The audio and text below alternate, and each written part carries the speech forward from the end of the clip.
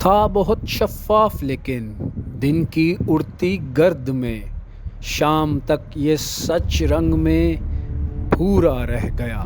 پاکستان اور بھارت کی سرحد 3300 کلومیٹر سے زائد ہے۔ پاکستان اور ایران کی سرحد 900 کلومیٹر کے قریب ہے اور پاکستان اور افغانستان کی سرحد 2600 کلومیٹر سے زائد ہے۔ سوال یہ ہے کہ ایف سی اور فوج کے ہوتے ہوئے اسمگلنگ کیوں ہوتی ہے؟ اس کو سمجھنے کے لیے اب امریکہ اور میکسیکو کی سرحد جو 3100 کلومیٹر کے قریب ہے اس کو سمجھیں۔ امریکہ کے پاس سرحدی علاقوں کی نگرانی اور حفاظت کے لیے دنیا کے بہترین آلات ہیں، جن میں 20,000 کے قریب امریکی بارڈر سیکیورٹی فورس DEA یعنی انسداد منشیات ایجنسی کے ہزاروں اہلکار، پوری سرحد پر باڑ کے ساتھ دیوار جس پر کرنٹ ہوتا ہے اور تکنیکی ماہرین، بما، سیٹلائٹ اور ماڈرن سرویلنس سسٹم، جبکہ 18,000 کے قریب میکسیکن نیشنل گارڈ کے اہلکار بھی اپنی سرحد پر موجود ہیں۔ امریکہ 18 ارب ڈالر یعنی افواج پاکستان کے کل بجٹ سے بھی 3 گنا زیادہ اپنی اس سرحدی نگرانی پر خرچ کرتا ہے، جبکہ میکسیکو کا یہی بجٹ 300 ملین ڈالرز ہے۔ ان تمام انتظامات کے باوجود اس سرحد سے تقریباً 3 ارب ڈالرز کی اسمگلنگ اور ہیومن ٹریفکنگ ہوتی ہے۔ میکسیکو اور امریکہ کا سرحدی علاقہ بہت آسان اور قابل رسائی ہے، جہاں مذکورہ بالا انتظامات کے بعد تو چڑیا کو بھی پر نہیں مارنا چاہیے، پر پھر بھی وہاں یہ سب ہوتا ہے۔ اس کے مقابلے میں پاکستان کا افغانستان اور ایران سے متصل سرحدی علاقہ انتہائی دشوار ہے، جہاں کئی درے، سنگلاخ پہاڑ، ریگستان، گھاٹیاں اور کئی کلومیٹر کے برساتی نالے ہیں جو خشک ہوں تو آمد و رفت کے لیے آئیڈیل سمجھے جاتے ہیں۔ یہاں فورس کم ہونے کی وجہ سے حفاظتی چوکیاں چوٹیوں پر لگائی جاتی ہیں، جبکہ چیک پوسٹ آمد و رفت کے ممکنہ راستوں پر لگتی ہیں۔ افغانستان اور ایران کے بارڈر کے ساتھ جو باڑ لگائی گئی ہے وہ بارش کے دوران کئی جگہوں سے مکمل رکاوٹ نہیں رہتی۔ ان تمام چیلنجز کے باوجود پاکستانی فورسز نے بے پناہ حد تک اسمگلنگ کو روکے رکھا ہے، جبکہ افغانستان کی طرف سے اسمگلرز کو کھلی چھوٹ ہی نہیں بلکہ حکومت اور عسکری گروہ کی مکمل حمایت حاصل ہے۔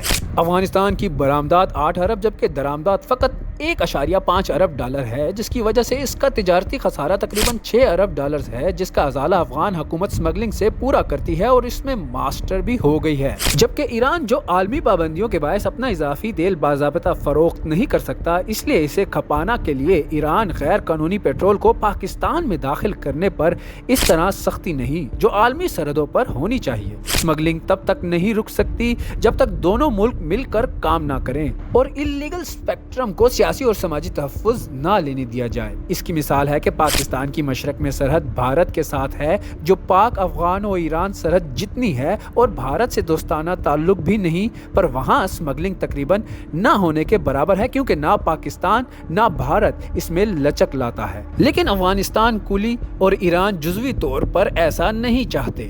افغانستان کے وارلارڈز اور انتظامی عہدیدار اسمگلنگ کے ماہر اور اسمگلرز کے کارندے ہیں۔ سونے پہ سہاگا یہ کہ بارڈر پر تعینات F C, custom, FIA، passport کا محکمہ اور نادرا پر ہر کوئی اپنی 1.5 انچ کی مسجد بنائے بیٹھا ہے۔ حالات تب تک مزید بہتر نہیں ہوتے جب تک ان محکموں کو ایک لینڈ پورٹ اتھارٹی کے زیر سایہ نہ کیا جائے جو اینٹی اسمگلنگ کارروائیوں میں باہمی ہم آہنگی اور ربط لا سکے۔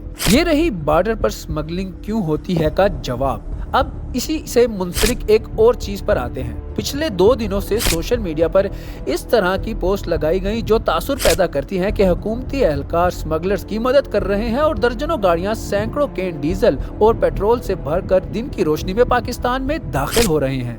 ان تصاویر اور ویڈیوز کی حقیقت کچھ یوں ہے کہ بلوچستان کے دور دراز علاقوں کیچ، مکران اور چاغی کے لوگوں کی سہولت کے لیے ضرورت کے مطابق پیٹرول ایران سے لانے کی اجازت ہوتی ہے، جو ان نیلی انتظامیات میں لایا جاتا ہے، جس کا سب سے بڑا کراسنگ پوائنٹ جوزک ضلع کیچ میں ہے، جہاں پیٹرول کے بہت سے ڈیپو قائم ہیں۔ یہ اجازت نامہ ضلع انتظامیہ جاری کرتی ہے۔ یہ سہولت صرف ان علاقوں کے لیے ہے جو بارڈر کے پاس ہیں اور جہاں بیسک انفراسٹرکچر، پیٹرول پمپس، آمد و رفت کے باقاعدہ ذرائع اور بجلی کا مناسب انتظام تک نہیں۔